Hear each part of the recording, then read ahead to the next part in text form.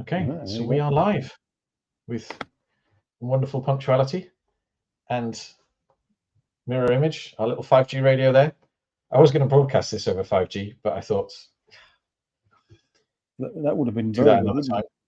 Mm-hmm. Well, it is, but I'd have had to have done it over a device. Anyway, it doesn't matter. I haven't got all that set up. Unfortunately, my laptop isn't 5G, certainly not 5G standalone. Very few laptops are. But so I'd have to have done it on an iPad or a phone. But that is actually running there, and I can show you some speed tests in a minute. If we like, if we don't like, I don't see the point really. But yeah, it's right there, so it's going to be fast. But the key things, so there's two things that we want to cover today. One of them is networks on wheels. We just sort of announced that for about 6 months now, we've been doing networks on wheels for DSIT. We hinted on that in the last one. And that has two versions. One of them is on a Land Rover, and the reason for that we'll get into in a bit. But the other one is in a completely redesigned from scratch small e-cargo bike stroke EV, which is very important for various reasons. And the main one is that when you take off the batteries, it only weighs about 40 kilos, which means it can be maneuvered. But even with batteries, the EV is quite narrow, so it will fit in pretty much any lift that has been enabled for with the present planning regulations that allows for wheelchairs, etc., to go into. And so you can get into more places. And yeah, but I think the key thing that we saw, we were testing last week in Worcestershire with Worcestershire Council, where we will be deploying them in events in 2024. And the key thing is, obviously, we had a 5G network up and running in minutes, literally minutes, because the power is there, and people can't really believe that you can get the best part of a kilowatt on the roof of a Land Rover of solar power, which in England will be useful for on 2 Wednesdays of no, but in reality, you can even laying solar panels flat on a roof in the UK. Modern solar panels, you can get quite a decent amount of power, obviously, if the sun's out. So yeah, I mean, we've seen they're good for about each 100-watt panel is good for about 500 watt hours of energy a day, which is more than enough to run frugal 5G networks. And I suppose that's the other side of it. We've now spent a decade making the core be much lower power. So we take a sort of a big 400-watt server and bring it down to 40 watts, still using still being able to use the same amount of power on peak, but peaking using probably half the power, just because we don't probably want to get into this, but a power system, a PSU from a modern laptop, from a modern computer isn't actually that efficient, and it is only moderately efficient at powers that are quite high. When you bring it low down, they're pretty crap. But yeah, the other thing is the EVs. So Andy and I are in the process of building these wonderful things, and we're sort of dying to show people what they look like, but still are waiting for all of the things that we're doing with DSITs to come through, so the patents are all in place. But essentially, it is a small vehicle that is fully enclosed, so it's not like these e-cargo bikes where you go over a bridge and you're nearly blown out of the side of it because it may have a roof but doesn't have a side, or even worse, the ones that don't have a roof because they think we all want to spend 8 hours in the sun or the rain. And so yes, it is a very nice compact area that is very secure. It's made in carbon fiber, so if an idiot in a large vehicle runs into you, you should be probably safer than most cars. And the ones that we'll be deploying first will have a private 5G radio like that, if I can get used to the mirror image. And actually, they're going to be lighter because the ones that we're deploying are lightened. That is quite a full sort of heavy mode. And this is kind of one of the problems, really, is that there's a whole knock-on effect that the networks have a big, heavy radio on top of a big, heavy, usually hydraulic telescopic pole that is on a big, heavy vehicle that needs a big, heavy generator, which has to go into a British field, which after tens of thousands or hundreds of thousands of British people in welly boots spilling beer have enjoyed their event, means that you can't get it out of that field for another month or 2 months, or if the rain works in a way in England, for another few months. Unfortunately, some of the people who are visiting Worcestershire are still 2 months behind now in 2024 because they're just waiting for their farms to dry out. Yeah. And that's why our vehicles are four-wheel drive. We haven't got a four-wheel drive fetish, but all of them are all-wheel drive or three-wheel drive, or just so you can get in and get out. Anyway, so that's the first one, isn't it? It is, and the compact size is key to getting into many places where others can't get. I mean, I think you've even tried it in a hotel lift at a conference, so they fit in something like as small as that, so which is fantastic into a Yeah, for some reason they don't want the Land Rover in the hotel lift. I don't know why, but yeah, I mean, this is a big problem with modern vehicles. You can't just electrify something, and it's the same thing with the network. You cannot just electrify it and make it just as big and just as inefficient, because whilst not leaving CO2 or NOx behind you in an EV, if it still weighs 2 tons and measures 10 to 15 square meters, you've only got rid of part of the problem, congestion, and all the secondary things like the amount of plastics that are deposited from the tires that are worn, probably even more because some of the EVs are actually heavier. The horrible chemicals that are in the braking. Actually, a lot of EVs with the regenerative braking are better. An RE cargo bike does actually have regenerative braking. One of the things I hate about the basically, it's very hard to do regenerative braking. This is my pedal motion. It's very hard to do regenerative braking with a mid-drive, and a lot of e-cargo bikes are mid-drive, and in short, ours are not mid-drive. So they do have regenerative braking, which means that you're using less brake discs. People may or may not have worked out are not made from very nice substances, but also actually the discs need replacing quite a lot. So there's no point recycling a few 100 grams of Nespresso capsules when you're throwing away a multi-kilo disc. But yeah, I think the other thing that's quite exciting is that our vehicle, like many cargo bikes, has to conform to the old European and still British laws of 250 watts, which on a normal bike is okay, I suppose, unless there's hills. I mean, even on a normal bike, if I go up Lavender Hill here, which is a short, sharp, steep hill, the 250 watts kind of tops out. But on an e-cargo bike, bear in mind that to keep the range, etc., we want to put quite a lot of batteries in. And if you do go and do your shopping, then there is a certain amount of weight in there.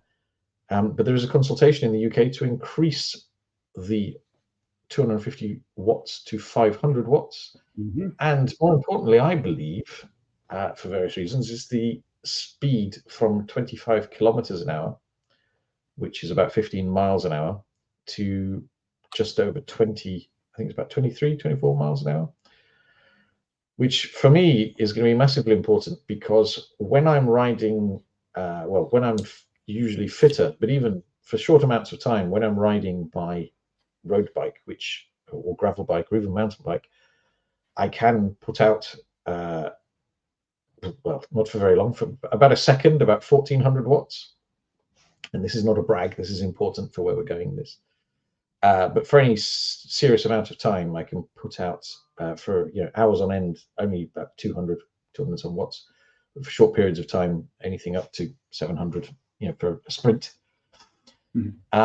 So 200 watts is not a huge amount of power, and the world is up in arms that somehow by upping from 250 watts to 500 watts, that it's going to make a massive difference. And coming back, I got distracted, but coming back to my point is sometimes I feel safer on a fast road bike, because if I want to, for example, turn right in the UK, which would be to turn left in countries that travel, drive on the other side of the road, I can't do that on an e-bike or an e-cargo bike, because I top out at 25 kilometers an hour. And in theory, in most of central London now, all the traffic only does 20. That's still 5 miles an hour faster than I can top out on this vehicle. Whereas on a push bike, because it's light, I can actually carry on and go faster than the traffic and turn right.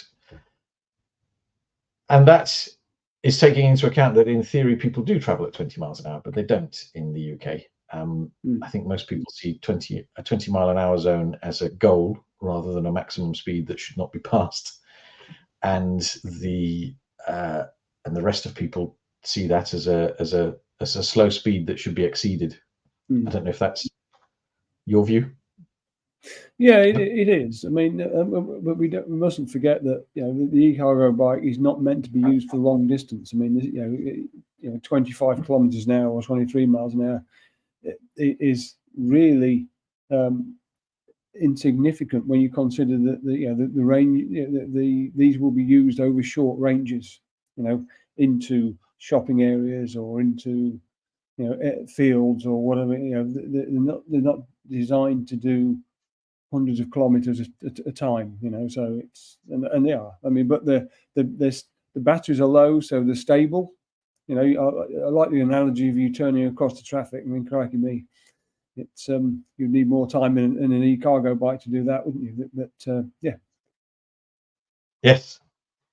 Yeah, I mean, the world seems to be up in arms that how dangerous it's going to be.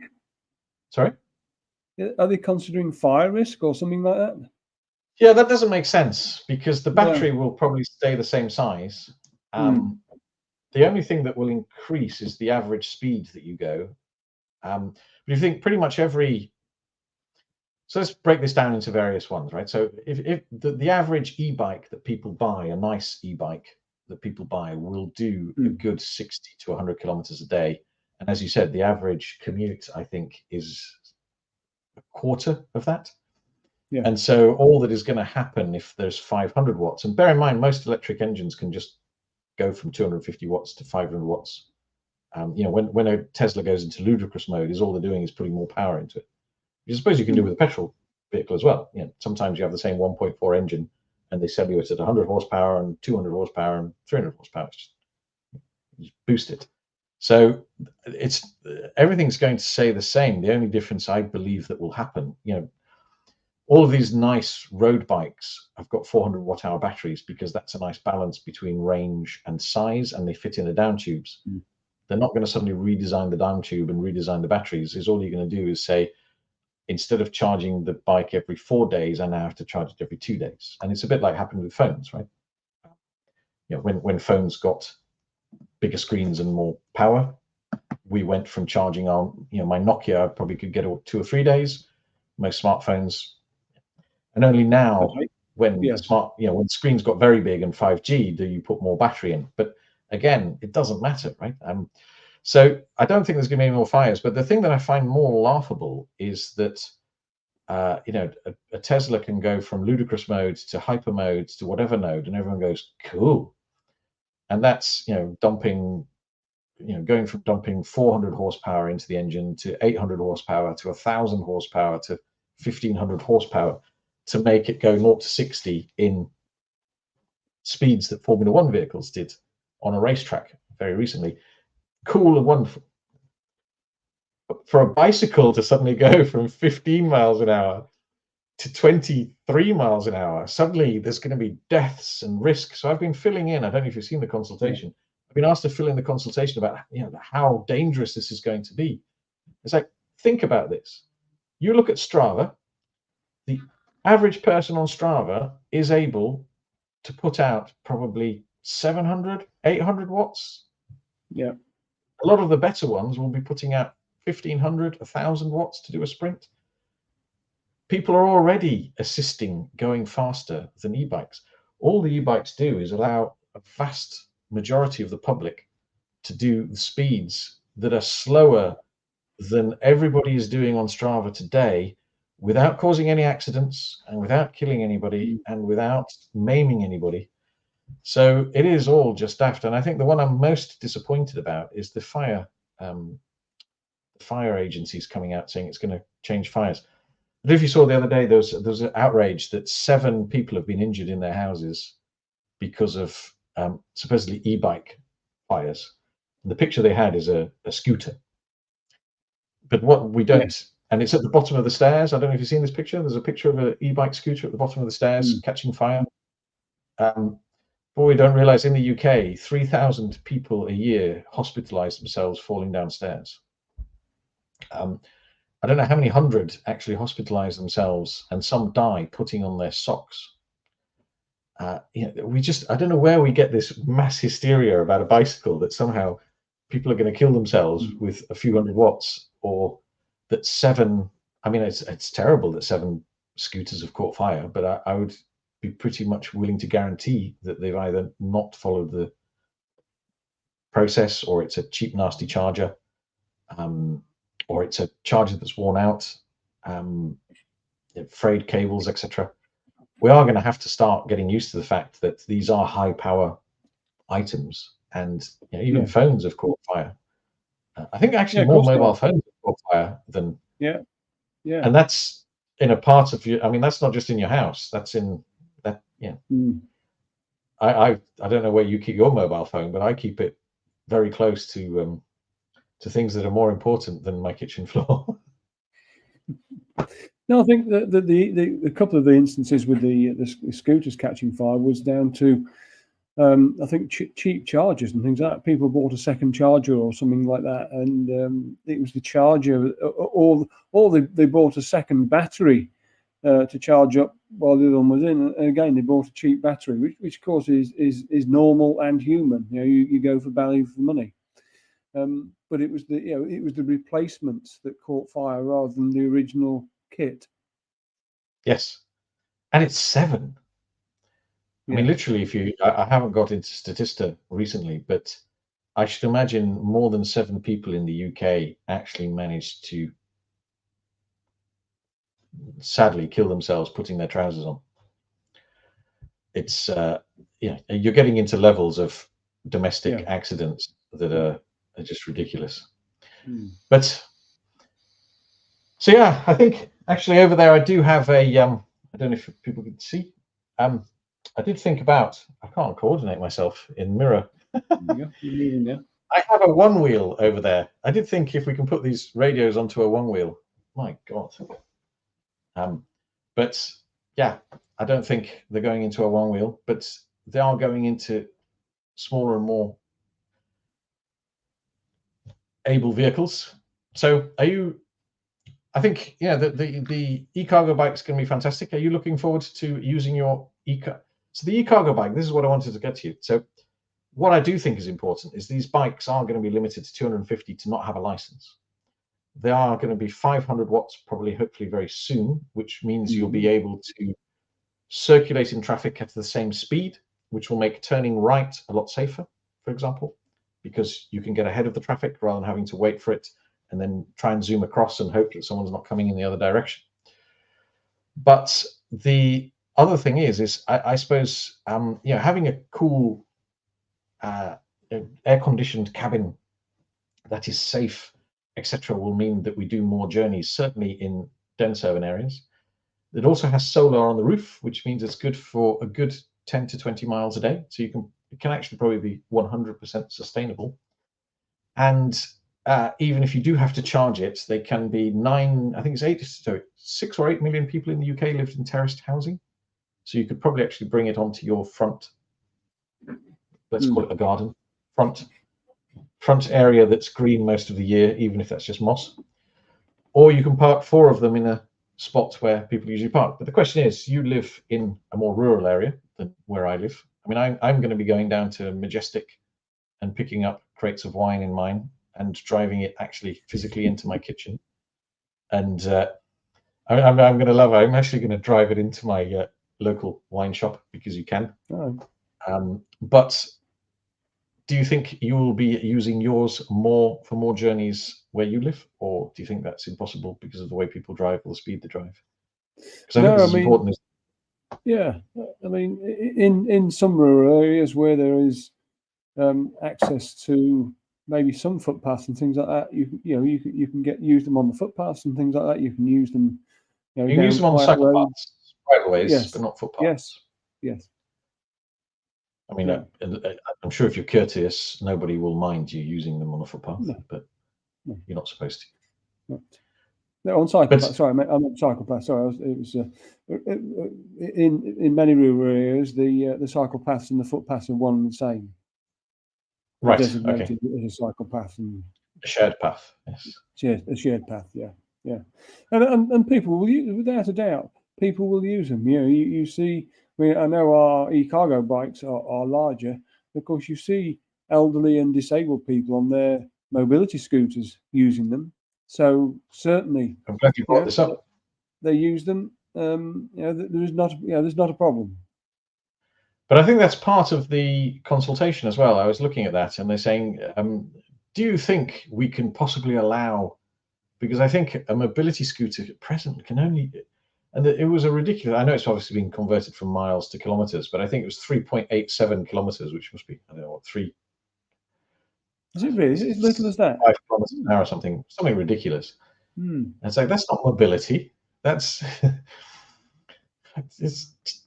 of course we can put the speed up. It's ridiculous.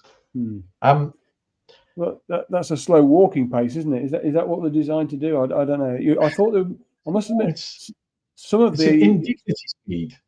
No, it is. You feel insulted at going that speed, didn't you? When the local tortoise races past you, that's ridiculous. Well, I do remember. I mean, one of my biggest disappointments in this country, and they didn't used to happen very often, but they seem to be happening more and more often now. But we won't get into that. Is I grew up in Spain, in rural Spain. Well, it's rural by the sea, and so I'd get on my bike, and the most I'd actually have to not ride my bike is a part of the path that was rough, and I didn't want to damage my road bike tires, but I would just ride anywhere. And in central London, I think people underestimate how wonderfully lucky we are to have the parks that we have. And when Richmond Park was shut because some bloke called John decided that cyclists were spreading COVID quicker than other users, I gained about 10 kilos because that is, and this is how you realize how important a lifeblood places like these parks are. But a friend who lived in the country quite near to Virginia Waters, which is a place I've walked, run, and cycled in. I was going, "Are you lucky? It's just down the road." He goes, "Well, actually, no, I can't, because to get there, I have to drive over a little bridge on a rural area that, pretty much every weekend has a car that's gone over the bridge, gone through the bridge, and nearly killed someone, because people do 50, 60, 70, 80 down these little stupid side roads. And so he had to put his bike in his car. Oh, really? Wow. To go to his local place. Whereas in London, I mean, I do take my life in my hands when I get on my bike. I do recognize that. And so, yeah, I mean, it's going to be interesting. I'm going to be looking forward to seeing how many journeys we can move from. And these are the trackers that are going in. Hang on, I really can't coordinate this setup now. These are the trackers that are going in, and they'll be monitoring the electrics, the battery, the heat. So we're going to be a lot cleverer at measuring the actual real range. But in short, I think at the same time, we'll be sticking some average ODB trackers into the vehicles of people who are using them, so we can see the real stats. Because if you ask somebody even to look at their screen time, how much time they spend on things, the reality versus. But it'll be very interesting, and it'll be very interesting to see for you living in a more rural area, how many journeys, particularly to the wine shop, because I think we both probably do a few of those, can be substituted for But just I mean, for me, and the stats that we've been seeing, and I can't wait to start publishing them, but we've generally seen that when you've got access to a bike or an e-cargo bike, the number of not useless, the number of, what's the name of the journeys? The number of unnecessary journeys goes down quite significantly, but the average length of journeys goes down as well, because you suddenly realize I don't need to. A lot of these things I can actually walk them. But and with that, of course, the congestion.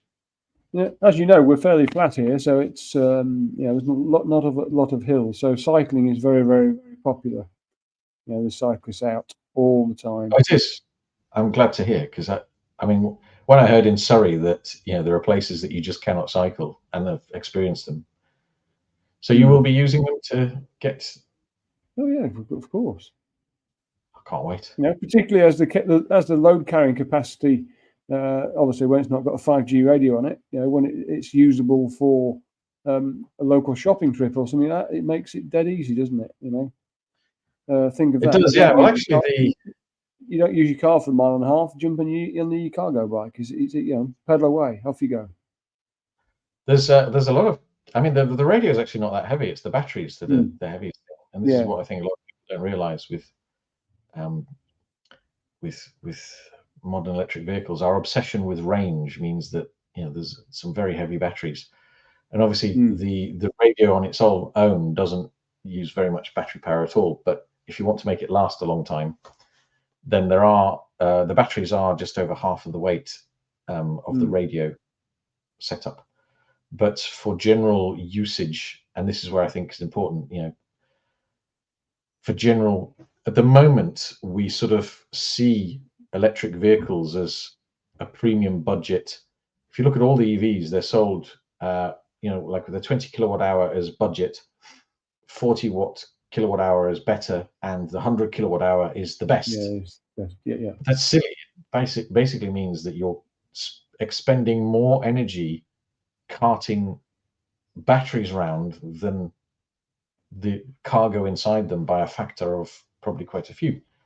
And where we need to start getting into our mindset is basically looking at real stats that we can get today, even from our phones, that say actually 2 mile, your 90% of your journeys are 2 miles, and you do not need 100-mile range to do that. So your bike, if you're only doing 10-mile, 20-mile journeys, could be quite light, and that's the modular nature. So we'll put batteries in, so there'll be plenty of space for wine and boxes of beer. There you go. Look, that's so yeah, it's oh, you can see. I don't realize. No, the live stream, so I can see in my private in video. But yeah, I'm not going to show the one wheel, but we probably will do a sort of a one wheel, two wheel version, which will have one of those radios on, so you can go around a factory very quickly. What's wrong with me? So you can go around a factory very quickly and see how you can cover. I think this is one of the other things, the speed of deployment, coming back to 5G and what we're talking about, apart from the telematics, it's going to be very exciting. Yeah, I think it might be worth covering, Christian, in another session with the 5G. Almost for the tech heads, with the 5G mast on the back of the EV, how does it connect the 5G calls, people picking up the network? How does it pick up? How does it transfer the calls across network, into the core networks and things like that? It'd be nice. We ought to have a session on that, I think, too. We can do. So I think, yes, I think you're right, and we'll plan one of those actually in the vehicle, and yes, that would be good, wouldn't it?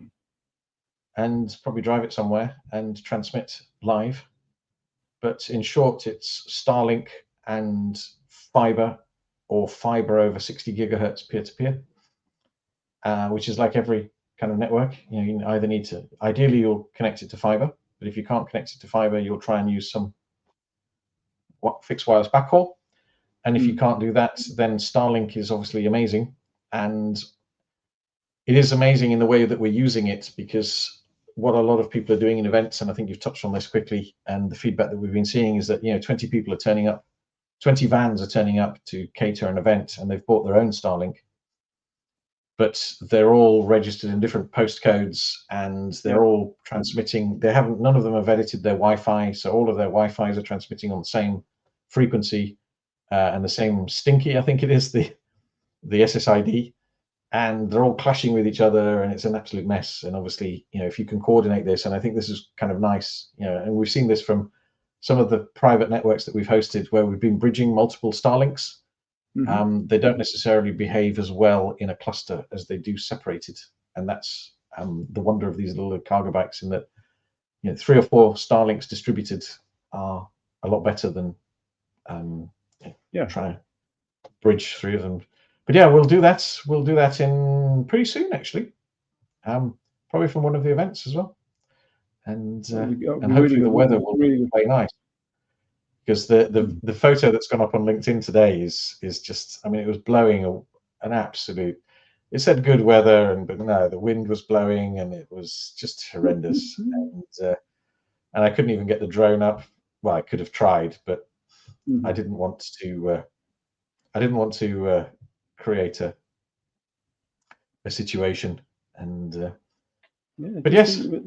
They've had the 7 bore over the last couple of days. It's been great to get one of the bikes with the 5G down there to give extra coverage for all the people that amassed on the banks of the River Severn, the 7 bore. The surfers have been going down there for the last couple of days. Have they? I didn't. Yes, it would have been. It would have been good. There's so many things that go on. It's quite amazing. As I was sort of. I mean, we retired after a hard day traveling around, and obviously I managed to put petrol into the diesel Land Rover for the first time in my life. Just before an important meeting. Of course, that's what you do. Everything's going too well. Murphy will turn up, but as I retired later to an absolutely lovely pub that had space, and on a Friday night in London, I've almost stopped going to pubs because it's like a fight. There's just you can't move. We need to get out more, but not to our local. We need to get out more because there's so much to see in this green and pleasant land, and we're all concentrated in dense urban areas a lot of the time. So but that's another subject for another time. But yeah, I didn't even realize that they were surfing on the 7. Whereabouts, at what height in the 7? Because the 7's obviously apparently the ball was about 6 feet, about 6 feet high. There was certainly, if you look at the news, you'll see them surfing down it. But the 7 covers. Yeah, it's somewhere near Bristol. It's somewhere near the mouth, and as the river narrows, and the strong spring tides push in, it creates this wave. Right. And it only happens once a year. And apparently this year was a 5-star bore, so everybody thought it was one of the best for a long time, and it's certainly one of the only ones that they've had in daylight for, I think, 10 years or something like that. So there's actual people of surfing down the River Severn. Yeah. We have a special kind of person in England, don't we? I mean, the person who ideated up for the Gloucester Cheese Rolling Festival. Is probably the same people who surf long rivers in the dark. Well, good. Well, on that note, so yes, we will definitely be doing a broadcast of one of these, or maybe 2 broadcasts, a few of us broadcasting the same time over Starlink very soon, indeed. And I think it's a great plan. And yeah, we'll be showing these off a bit more and getting them out. You can say that, but let's leave it at that. On that note, I think we'll end this week's Wireless Wednesday, and well done. See everyone next week. We'll probably have a couple more people next week. We'll have Carl back, and we'll start getting some of our guests. Our guests on, and I look forward to it, really.